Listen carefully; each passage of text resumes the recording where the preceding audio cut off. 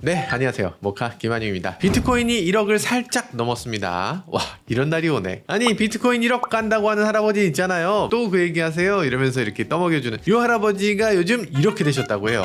야, 놀라워라. 예전에 그런 사이트 있었어. 내가 그 돈으로 비트코인을 샀다면 닷컴. 이런 거 있었습니다. 몇 년 전에 무슨 물건을 샀는지 적는 거야. 내가 2년 전에 4천만 원짜리 소나타를 샀어요. 그러면 그때 그 돈으로 소나타 대신 비트코인을 샀으면 지금은 2억 원입니다. 이렇게 정확하게 알려주는 사이트. 정확한 건 맞는데 자기가 뭘 샀어도 우울하게 만들어주는 그런 아주 놀라운 사이트죠. 이런 사이트 절대 보지 마시고요. 사실 비트코인이다 하면서 어떤 사람들은 상대적인 박탈감을 느끼는 분들도 계시고, 비트코인이 저렇게 올랐으면 저 형은 어떻게 됐나 이런 사람도 있고, 저 나라는 어떻게 됐지 이런 나라도 있고 그렇습니다. 일단 비트코인 하면 테슬라의 CEO 일론 머스크가 먼저 떠오르죠. 일론 머스크 예전에 그런 거 있었잖아. 자기 직함을 테크노 킹으로 바꿨어요. CFO는 코인 마스터라고 직함을 바꿨다고 이렇게 막 트위터에 올리고 뭐 그랬었잖아요. 그때 당시 비트코인 엄청 산다고 했었는데 이건 어떻게 됐는지, 그러면 테슬라가 그렇게 비트코인 많이 갖고 있으면 주가는 또 어떻게 올랐는지 내렸는지, 그리고 비트코인 앞으로 계속 오를 건지 어떤 건지 이런 것들에 대해서도 살짝 알아보고 가도록 하겠습니다.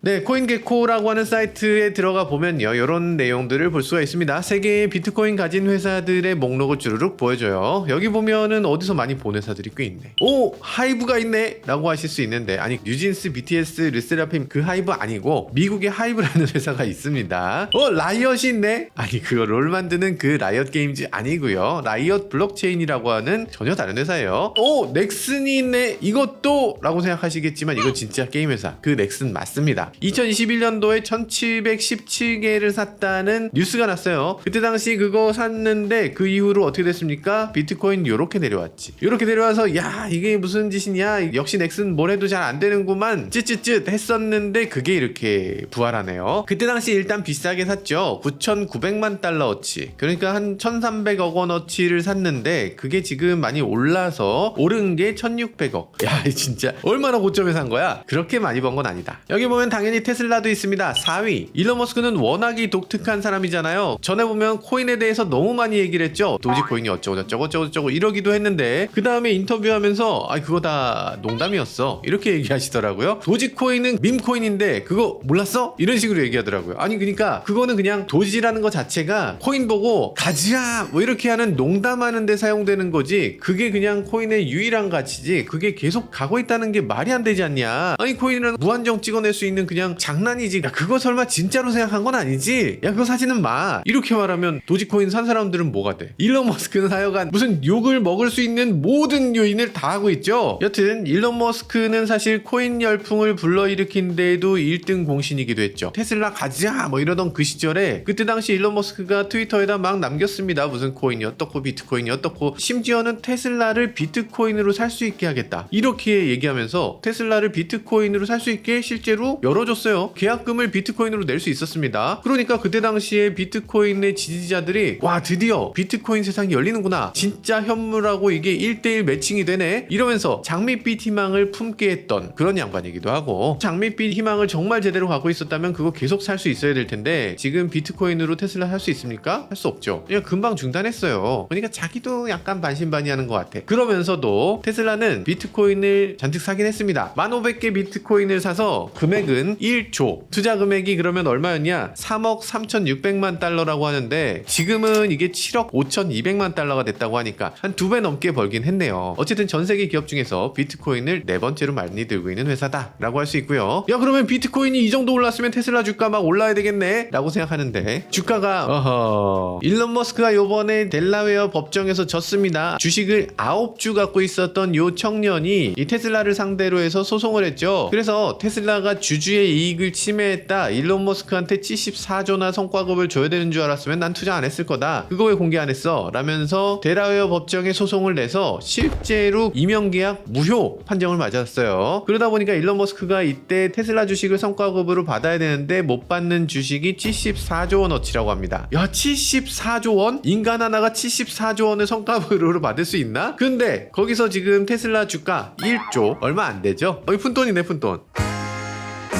자, 그럼 세계 상장 기업 중에 가장 많은 비트코인을 보유하고 있는 회사는 어디일까? 당연히 아시겠지만 마이크로스트래티지입니다. 이게 뭐하는 회사인데 이름이 이렇게 거창해? 라고 생각하실 텐데 원래는 소프트웨어 개발 회사예요. 그러니까 모바일 서비스라든지 클라우드 서비스라든지 뭐 이런 온갖 것들을 하는 이런 개발 회사인데 이 회사가 돈이 정말 없었던 건 아닙니다. 가난한 회사는 아닌데 그런데 이 회사가 가진 모든 돈을 비트코인 사는데 다 투자해버립니다. 부족해? 그러면 주식을 더 찍어! 라고 해서 주식시장에서 돈을 확보해서 그걸 또 비트코인 사는데 다 집어넣어. 왜 그러냐? 이 회사 회장이 마이클 세일러라고 하는 회장인데 이분이 유명한 비트코인 맥시멀리스트예요. 비트코인 맥시멀리스트라는 건 1BTC는 1BTC다 이렇게 말하는 사람들이에요. 무슨 얘기냐면 1BTC가 달러 얼마인지 뭐 이게 유동성 있다 뭐 이런 식으로 얘기하는데 이분들의 생각은 비트코인이 변하지 않는 자산이라는 거야. 비트코인 난 가만히 있는데 달러가 계속 변하네. 야, 달러 그렇게 유동성 있는 거 그걸 어떻게 갖고 있냐 불안하게 이렇게 얘기하는 거예요. 야, 은행에서 돈을 막 찍어내잖아. 갑자기 막 찍어냈다가 정부가 갑자기 돈을 막 걷어들여. 그럼 돈이 막 오르내리는 게 당연한데 그걸 어떻게 믿고 투자하냐 라는 거예요. 말이 되는 것 같기도 하고 사실은 맞는 비교는 아니죠. 왜냐하면 비트코인 그 자체를 갖고 현물로 연결할 수 있어요? 현물로 연결할 수가 없잖아. 어쨌든 돈이라는 건 결국에 현물을 바꾸기 위해서 존재하는 건데 애초에 현물로 바꿀 수 있는 물건이 기준이 되는 게 맞지 현물로 바꿀 수 없는 걸 기준으로 삼는 건 좀 말이 안 되죠. 금이 아무리 자기 가치가 있다고 해도 돈을 기준으로 금값이 오르내린다고 해야지 금을 기준으로 돈이 오르내린다고 하는 건 좀 말이 안 되는 것 같은데 어쨌든 이분들 돈으로 갖고 있지 말고 비트코인으로 갖고 있어라.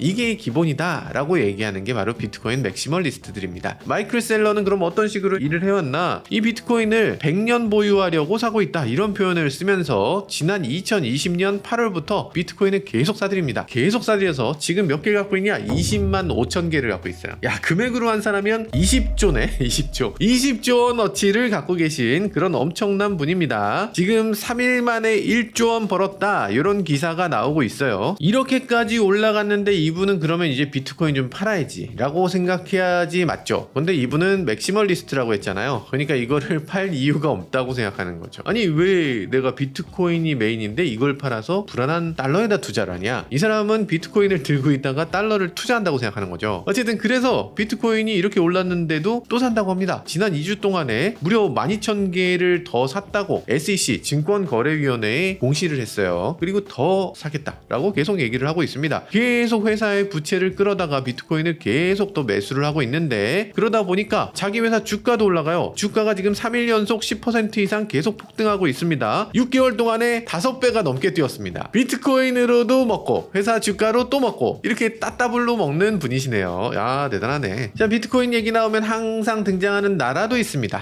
엘살바도르죠. 엘살바도르의 나이브 부켈레 대통령 알고 계시죠? 비트코인 얼마 전에 떨어졌을 때는 사람이 너무 나이브하지 않아? 뭐 이런 식으로 얘기했던 그 나이브 부켈레 대통령. 이 나이브 부켈레 대통령이 2021년 9월부터 비트코인을 사모으기 시작했죠. 심지어는 엘살바도르의 법정 통화를 비트코인으로 정했어요. 그러면서 국고를 이용해서 비트코인을 대대적으로 사모았다라고 했는데 전 세계에서 비트코인을 법정화폐로 지정한 나라는 엘살바도르밖에 없습니다. 물건 사고 팔 때 갑자기 비트코인으로 얼마 전송해주세요 뭐 이렇게 해서 하는 건 아니고 어차피 달러 거래하는데 근데 법정 통화로 비트코인까지 지원해준다라는 거죠. 그래서 어떻게 했냐? 학교에서 비트코인을 교육합니다. 정기 교과 커리큘럼으로 개설을 했다고 해요. 그래서 치보라고 하는 디지털 지갑을 전 국민한테 다 개설하게 했다 이렇게 되고 그리고 모든 사람들에게 $30 정도의 비트코인을 그냥 지급했다. 돈을 뽑으려면 곳곳에 ATM 기기가 있는데 전자지갑을 가지고서 ATM 기기에서 달러를 뽑을 수 있도록 이렇게 했다고 합니다. 그러다 보니까 엘살바도르 지금 비트코인 엄청 많이 갖고 있겠네. 이게 도대체 얼마나 올랐나 이러면서 다들 관심을 갖고 있는데요. 지금 보니까 비트코인 트레저리스라고 하는 사이트에서 보면요. 엘살바도르는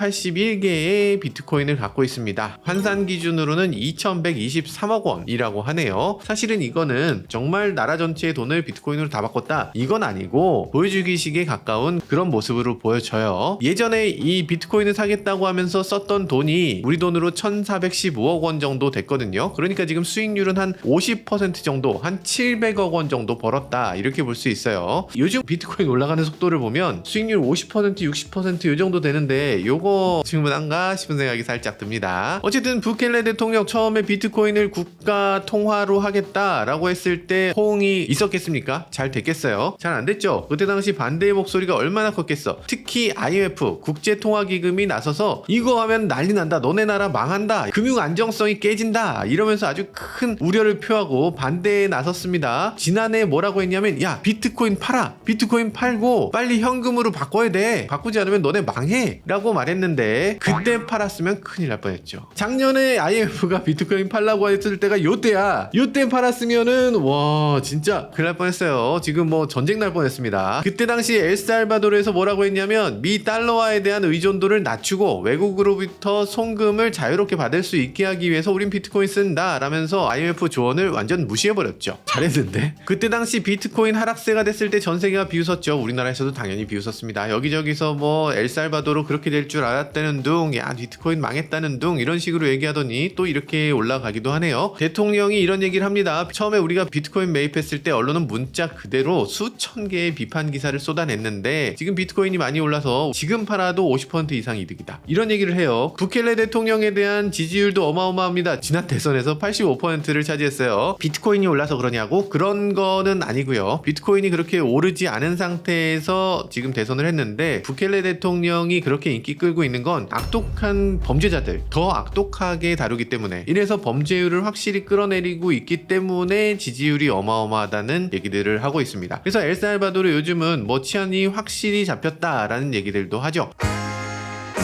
그럼 국가 중에서 정말로 비트코인을 가장 많이 갖고 있는 나라는 어딜까? 이것도 당연히 미국이겠죠. 미국은 비트코인을 얼마나 갖고 있나? 21만 5천 개를 갖고 있습니다. 21조 원어치. 야 이씨 이거 스케일이 진짜 너무한 거 아닌가? 아니 미국은 비트코인을 왜 갖고 있어? 전 세계에서 비트코인을 가장 많이 갖고 있다는 회사보다 더 많이 갖고 있는 거죠. 아니 뭐 비트코인 투자하셨어요? 그건 아니고 미국 정부가 보유한 비트코인은 사이버 범죄자들, 가끔가다 여러분들 컴퓨터 해킹 당할 때 있잖아요. 몸캠 피싱 이런 거 당하면 비트코인으로 돈 달라 그래. 나 당해본 것처럼 이렇게 얘기를 했지? 말하고 나니까 이상하네? 왜 끄떡끄떡 하는 거지? 그래서 비트코인 같은 걸로 이렇게 주고받고 하는 거 이런 것들을 계속 한다고 하는데 그 범죄자들을 잡고 나면 그 비트코인으로 들어온 돈들을 다 압수합니다. 그래서 거기서 압수한 물량이 어마어마하기 때문에 거기서 걷어들인 게 지금 이 비트코인이라고 합니다. 아니 범죄자들이 21조를 가지고 있었어? 이렇게까지 범죄자들이 돈이 많아? 라고 생각했는데 사실 그건 아니고요. 처음부터 비트코인을 압수하기 시작한 게 지금부터 10몇 년 전부터 비트코인을 계속 압수하기 시작했는데 2010년이었으면 한 개당 가치가 2.7원이었다고 합니다. 그때 당시 비트코인을 막 압수하다 보니까 지금 버리지도 못하고 뭐 어디 팔지도 못하고 세금으로 압수하지도 못하잖아. 이게 뭐 돈이야 이게 뭐야. 그냥 어쩌지도 못하고 있는 상태에서 그게 계속 시가가 오르네? 아니 이게 왜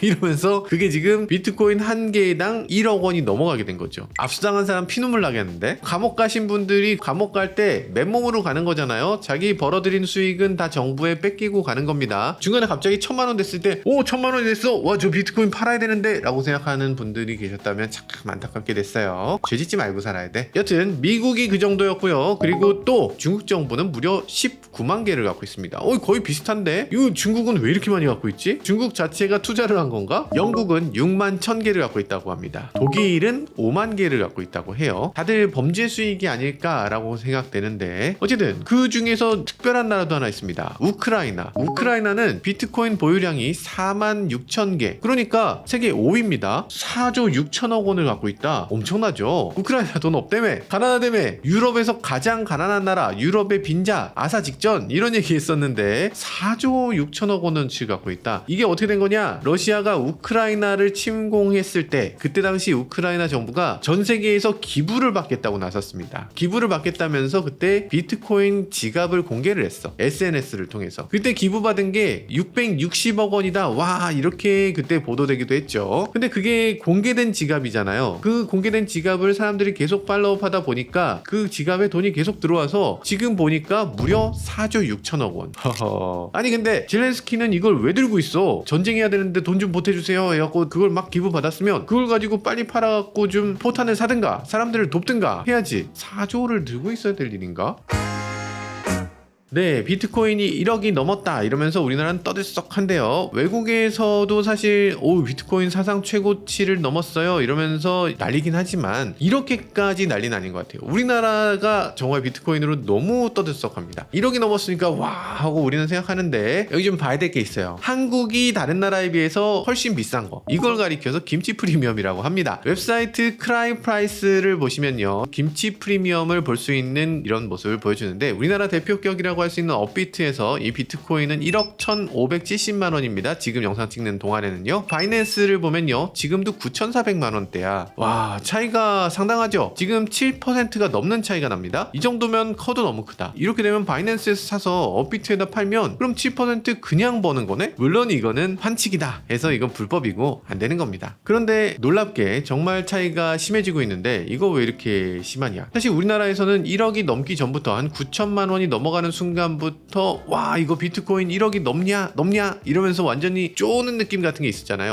이거 넘어가나 하면서 전체에 관심이 집중되기도 했습니다. 와 1억 넘었다 이러면서 모든 언론에 다 도배가 되기도 하고, 이게 너무 바이럴이 잘 되는 거지. 근데 외국에서 지금 비트코인 얼마입니까? 71,000달러였던 게 72,000달러가 됐어요. 와 많이 올랐지만 그게 뭐 아무것도 아니죠. 어중간한 숫자야. 뭔가 이슈가 빵 터진다거나 이럴 요인이 상대적으로 적다. 그리고 우리가 느낄 땐 비트코인이 미국 사람들이 비트코인 올라가는 걸 보는 것보다 거의 2배로 더 오른 것처럼 느껴집니다. 왜냐하면 원화가 상당히 많이 떨어졌기 때문에 비트코인이 올라가는 속도가 더 빠른 걸로 느껴지게 됩니다. 게다가 지금 비트코인 같은 경우에 우리가 비트코인 가격을 볼 때 여러 가지 툴로 보잖아요. 그런데 뭐 구글이나 네이버 같은 데서 비트코인 시가 이렇게 쳐보는 분들 상당히 계실 텐데, 여기서 보면은 비트코인이 지금 많이 올랐는데 9,400만 원이네 이런 정도예요. 아니 1억 넘는다며. 근데 지금 9,400이야? 지금이 마지막 기회네 라면서 사시는 분들도 꽤 계신 것 같습니다. 여튼 비트코인이 올라간 건 사실입니다. 그러다 보니까 이거에 대해서 어떤 사람들은 굉장히 신났고, 비트코인을 안 산 사람들은 지금 뭐 당연히 하는 얘기가 있죠. 야 이거 어차피 튤립 같은 거야. 옛날에 네덜란드에서 튤립 있었잖아. 이렇게 막 올라가다가 한순간에 뻥 터집니다 이러면서 이거 시한폭탄 같은 건데 그걸 뭐 좋다고 하냐 이러시는 분들 계시던데, 물론 그런 가능성도 아예 없진 않죠. 근데 튤립에다가 비교할 건 아닌 것 같아요. 튤립이라는 건 한정자산이라고 할 수 없잖아요. 튤립은 계속 만들면 계속 나오잖아. 게다가 튤립이라는 건 이 시간도 제한이 있습니다. 결국에는 썩거나 싹이 트거나 이렇게 되잖아요. 이거를 뭐 대대손돈 물려줄 수가 있어? 해외로 내보낼 수 있어? 안 되잖아. 이 나라 안에서 아주 소수의 사람들만 사고 팔 수 있었던 물건입니다. 계속 유지가 되지 않는 거야. 그러니까 자산으로 가치를 갖지 못하는 물건을 하나 꼽아봐라 라고 하면 튤립이 대표적인 물건이 될 수 있죠. 일단 자산이 되려면 한정 자원이어야 돼요. 금처럼 땅을 파면 그게 나올 수 있는 게 한정적이어서 갑자기 더 증가되지 않아야 됩니다. 그래야지 가치를 유지할 수 있지. 그리고 그게 한번 나왔으면 그 다음에 그게 변치 않아야 돼. 그게 오래도록 유지돼야지만 자산이 될 수가 있죠. 어떤 사람들은 얘기할 겁니다. 비트코인 보면서 야 그게 뭐 물건 사고 팔 수 있어? 못하잖아. 쓰레기잖아. 이렇게 얘기할 수 있는데, 그렇게 믿는 사람들이 더 많으면 결국에 이거 쓰레기가 되는 거고요. 만약에 이거는 진짜 코인이어야 돼, 이건 자산이어야 돼 라고 생각하는 사람들이 더 많다 하면 그럼 이건 가치를 갖게 되는 거예요. 비트코인이 어떻게 가치를 갖게 되느냐? 이건 비트코인 시스템 자체가 굉장히 스마트하게 만들어진 것에 기인하는 거예요. 왜냐하면 비트코인 초반에 이 비트코인을 잔뜩 거의 공짜에 가깝게 팍 풀어버린 겁니다. 어떻게 풀었냐? 이걸 누가 누구한테 나눠주는 형태로 푼 게 아니에요. 비트코인을 누구나 채굴할 수 있는 채굴기를 뿌렸어. 그러다 보니까 이 비트코인 채굴이 너무 쉽고, 자기 컴퓨터에 프로그램을 깔면 누구나 이 후진 컴퓨터로 그냥 채굴을 해서 컴퓨터에 비트코인을 쌓아놓을 수가 있었습니다. 그러다 보니까 전 세계 사람들이 너도 나도 비트코인을 알아서 만들어서 몇 개씩 갖고 있게 된 겁니다. 그때 당시 비트코인 가치는 어느 정도였어요? 거의 없었죠. 그러니까 그때 당시 비트코인은 가치가 아예 없는 장난 같은 물건이었지만, 이걸 가지고 있는 사람들이 전 세계에 정말 동시에 많아지면서 야 이 코인이 진짜로 코인이면 정말 좋겠다 이렇게 믿었던 사람들이 계속 늘어났던 거죠. 세상에 어떤 물건이든 상관없습니다. 어떤 물건이라도 충분한 양이 뿌려지고 그리고 한정적이고 가치가 있다고 믿는 사람들이 늘어나면 다 자산이 될 수 있어요.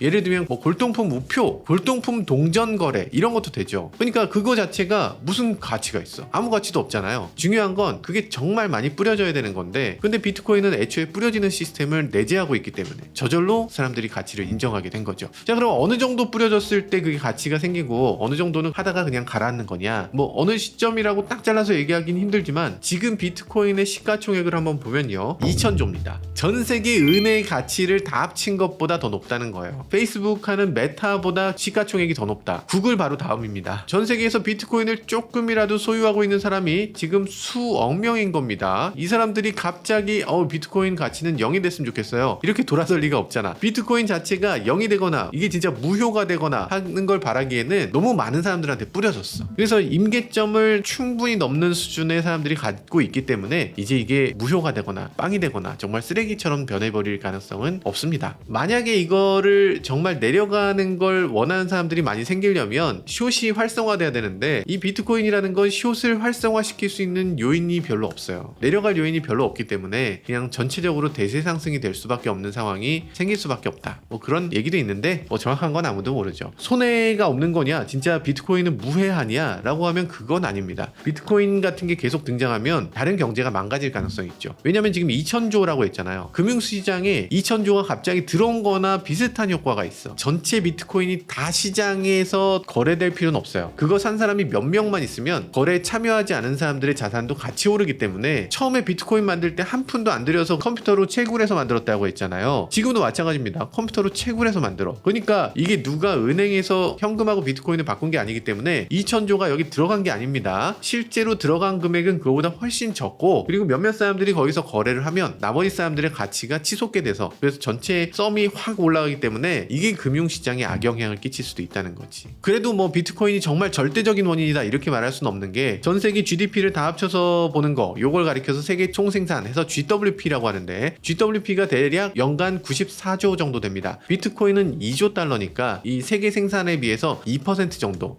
작다면 작은 건데 만만치 않은 금액이다, 이런 생각이 들고 현실 경제에 그렇게 좋은 영향은 아니다, 이런 생각이 들기도 합니다.